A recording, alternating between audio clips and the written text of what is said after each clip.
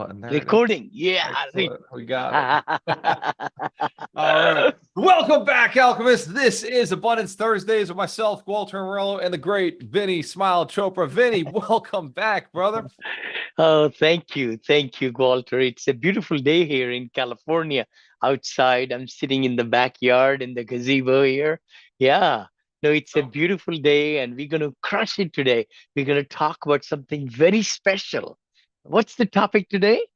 So the topic today Yes. is Wealth Principle 42, which is increasing or creating the impression of increase. Give the impression of increase and advancement to those who you meet. So the prophecy Ah, or the principle comes from this book, The Science of Getting Rich. But you've done this pretty much your entire career. I remember you telling me that you used to tell everybody multifamily was better than single family. That's how you started in this business. You just told everybody multifamily was better than single family, and people knew you were going yes. somewhere. So, Vinny, Yes. you got a lot of notes you sent me this morning. It was a lot of notes that you sent. So I've been pouring over them, and I could break this down into it looks like three segments that you chose. So, uh, key principle number one being desire more. The second one being continuous advancement, and then attraction to progress. So without Yeah. going into all the details, can you just share a story of how this has worked in your life? How, You know, yeah, sure, brother Walter. I feel that it's what you live every day, and that's it's all about because you being the leader of your company, you may have two people under you, five people, 10 people in the team. I never say employees. I don't like the word employees at all. I've Team noticed that you members, never say partners. employees. Yeah, team members, partners, that's who they are. People feel so uplifted when you say, hey, we are team together, we are partners in the business, and get that vision in their mind that we are progressing. The word is progressing, the positivity, progressing, and making them feel very special to be a part of your team. That's so important. And giving your best every time. You cannot go up and down, up and down, up and down. People see through it.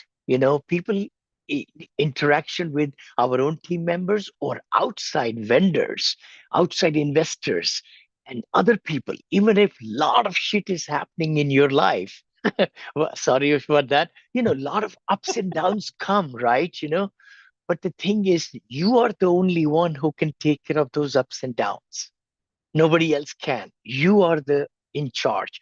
But when you deal with team and partners and everything, don't contaminate their mind with those problems or challenges.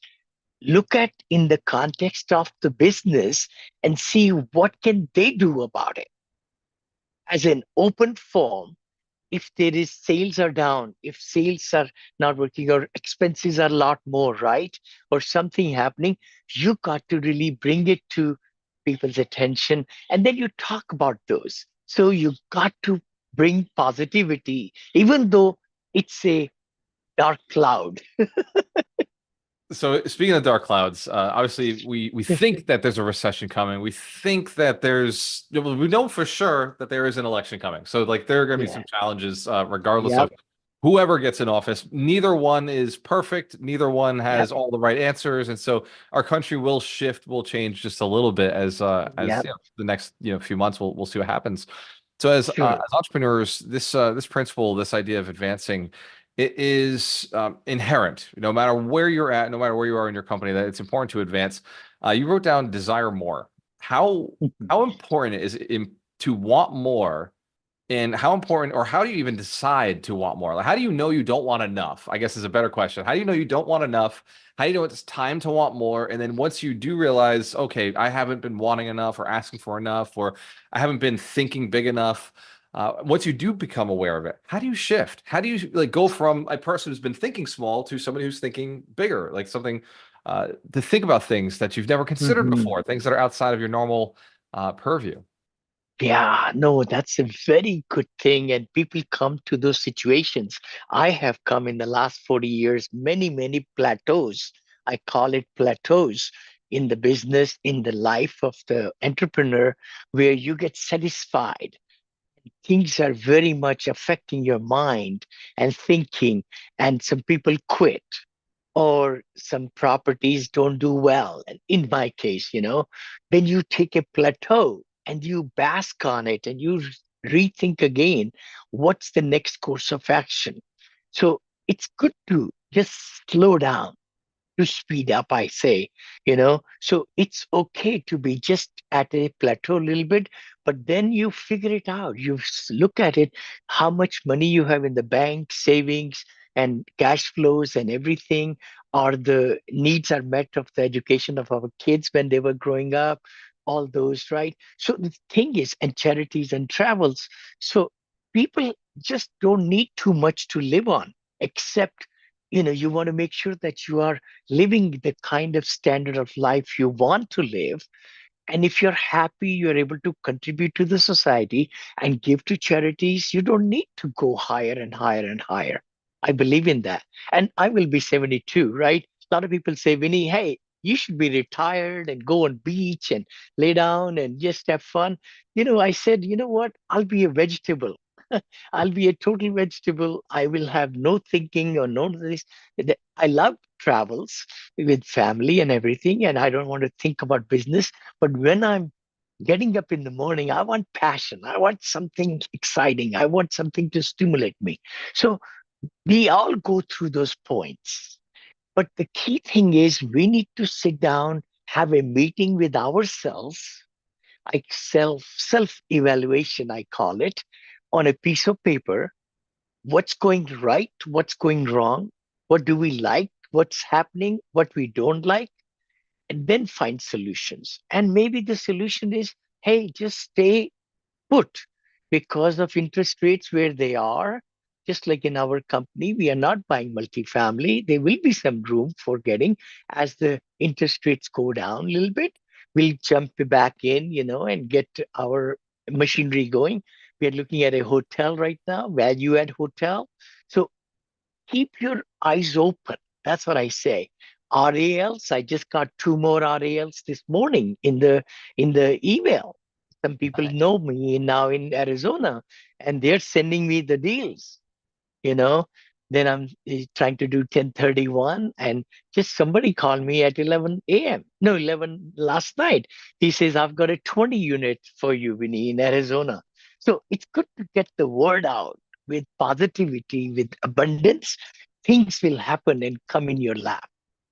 I like that. And so that is a solution for people who are saying, okay, like, things aren't working right now. Like, what do I do? Stick with it, right? Stick with it. Be Yeah, patient. yeah, What about that person, Vinny? So when you came to this country with $7, at some yeah. point, something opened your mind that made you say, I'm going to be richer than this, right? What was it that mentality of I'm gonna be richer than this? And then what makes you so excited about paying your investors? How is it that your Mhm. investors always know you're gonna pay them? Like that you like to pay them, that you where does that I energy come from? Because I hear it all the time. Oh, I love paying my investors. Where does that come from? Yeah, I would say, I'm a very humble boy. I mean, I grew up with six siblings, right? And parents in one bedroom, 282 or 382 square feet, one bathroom, with all of us. The key thing I find is that when you have the desire to do better, and people coming from other parts of the world, when they come to USA, they have to survive. My main thing was to survive. $7 is not much, but then my uncle paid for my tuition first semester. I didn't want to be burdened, on anybody. So that was my motivation. I sold books, Bible books, encyclopedias, and made $3,500, I think, in the summer. That paid for my tuition for the next semester, 2 semesters. Then I went for summer again. So that's how I did it. The key thing was I always have felt, I should be doing my best. So if your best is what you're doing, you should be happy with it. But if you think what you're doing is not your best, then it's shame on you. Then do better, right? I know, do better, because the thing is, in this life, people say, no, I don't want to make money. I don't want to make money. Okay. But you know what? If you don't want to make money and give it to others who need it. for charities and different things. And you could do so many exciting things with the money. So, A Psychology of Money is a great book. You got to love money, no matter, even if you're a minimalistic guy, you could be, just making sure what your needs are. And then people feel better when we grow. Let's think about it. If we are negative, the day I'm very negative during the day, I don't feel good about myself, and I say, what's going on, Vinod? Why are you so depressed? Kind of thing, right? I'm a positive person, but then it takes time to get out of that shell. So, answering your question, people can be where they are if they're happy. They should be stay there. But if you want to extend and earn more, it's not that you'll be happier. Maybe you will be a little bit happier, but the key thing is it's going to bring more responsibilities, more things. It's good to grow rather than be stagnant. Yeah. It's good to grow. And that brings Yeah. me to the next one. So you talk about growth a lot, how growing at all times, advancing in your business and your life and your health and your relationships. Yes. Yeah. Why is it so important to be growing? What is it about growth that gets you so excited? That's a good point. I feel good about myself. I think when I'm being productive, when I'm imparting knowledge or people who are coming in touch with me, they get positivity out of me. And also, I share my things which I'm doing, pivoting. I just met with a great friend of mine yesterday. He's a very big surgeon locally in Danville. He gave me clearance on my cardio and everything for my surgery. And I was meeting with him, right? And the key thing was I wanted to share with him how real estate, which he's known me, he introduced me to his partners and all, and very proud of what I've done and what he has done. I mean, it's exciting practice and everything. $19 million in revenues, that's pretty good with only four Pretty good for a physicians, surgeon, you know? just for four physicians, that much. But the key thing was that I was sharing with him about the pivoting in the real estate. So that's what anybody I meet with, I just have the desire to share what can make their life better. And that's what comes with investors. We just returned $16 million back to investors because I don't have a deal and I don't want to take their money for the sake of taking money. And the big thing you asked me another question, why I love to pay returns back to investors, because that's what the business is. Syndication business is to take good care of investors' money, fiduciary responsibility through SEC ruling, Securities and Exchange Commission ruling, and make sure books are clean and transparent, honesty, everything. And when the property makes more money, you give the returns and then capital gains on top of it. So we just sold the property in Melbourne, Florida, and we are so happy to give great returns back to investors where other people are calling for uh, cash calls and other stuff, because of the interest rates hikes and all that. So it makes me feel good that, we are doing abiding by the book and we have not bought anything for 2, 3 years and we won't, it's how our company is very, very conservative, right?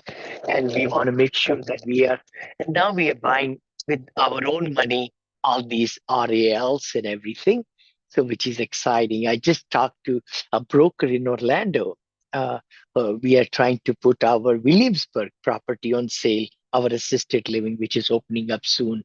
So, we were thinking, let's just sell this before even opening it up because it's a beautiful, marvelous thing. The Yeah, yeah. market, the market will absorb it. It's like, Hmm. you know what, we Hmm. did the work, but do we want to manage it? It's already ready to go. Yes, Somebody else is gonna yes. want to do this. So I get it, Vinny. Yeah, yeah.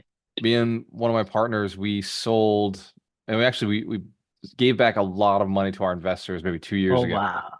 We paid them Yes. all off, gave them all their money back, bought a lot of people out, and then we've been selling for the last 3 years, 3, 4 years. Mhm. Real estate uh, just simplifying the portfolio, simplifying our lives, Same thing, simplifying how same many investors thing. we have. Like, Ah, amazing. It's such a good feeling, to be It is. very truthful.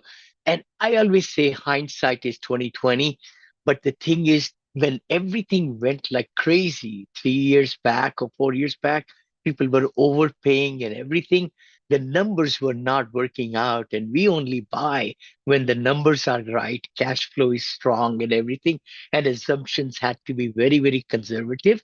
Right. So people who got in trouble were the ones who bought a lot, in the last 3, 4 year, 5 years, and so forth. So no, yeah, I'm with you. And there will be exciting time. Multifamily is not going anywhere, not anywhere. Yeah. That's why I wrote the book, Apartment Syndication Made Easy. Apartments will be here till eternity because it's a renter's nation with the millennials, 71,000 people, millennials, they are going to be renting even more. And seniors will be renting more with assisted living. So rental market will never die. I write that down. If you're listening to this right now, the rental market will never die. I am a Mhm. firm believer in that. Even though you hear me and Mhm. Vinny talking about, hey, we haven't bought a lot of multifamily recently. I Yeah. did buy 35 units 8 months Yep. ago, 9 months ago. We got our actually Mhm. it's like 11 months ago now. We got a refinance coming up Mhm. right now, and I'll probably buy more, but it's Yep. not the big stuff, right? The big stuff that the hedge funds are buying, the other big syndicators are buying. We're in a small space of 20 units, 40 units, Mhm. and there's less competition there, but still the interest Yep. rate are a pain in the Mhm. butt. Like we have to buy it so much better right now. And Vinny, it's been so cool like having you in the mastermind. And Haha. I missed your Thank you. mastermind last night, but I know. I was thinking about Sorry. it the whole time. I was like, Sorry. man, I gotta get home. I gotta get home. The mastermind's going. And I missed it on Monday. I apologize. I I know know I we was. missed you. You missed me. How was it last night? How was the mastermind? What was the big It topic? was really great, really great. Yeah, yeah, yeah. We are again, trying to really look at multifamily in where? San Francisco. No I mean, way. San In San Francisco. Francisco. Yeah, I know some friends and family who bought for $4 million just like one home. And now you could buy for $2 and $3 million, 12 units, 24 units.